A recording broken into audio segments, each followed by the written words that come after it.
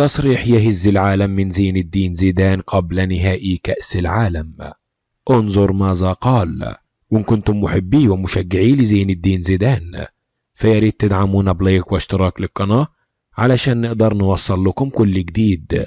هيا بنا. وجه المدرب الفرنسي زين الدين زيدان رسالة قبل ساعات قليلة من انطلاق نهائي كأس العالم بين المنتخب الفرنسي والأرجنتيني.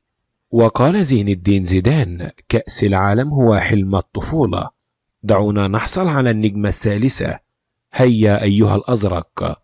وقد زعمت بأن زين الدين زيدان رفض دعوة الاتحاد الفرنسي لحضور النهائي، ويبحث المنتخب الفرنسي عن الفوز بكأس العالم للمرة الثالثة في تاريخه والثانية على التوالي، وذلك بعد الفوز باللقب في 1998 و2018.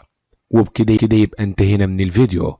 وإن أتممت المشاهدة فياريت تدعمنا بلايك واشتراك للقناة علشان نقدر نوصل لكم كل جديد. والسلام عليكم ورحمة الله وبركاته.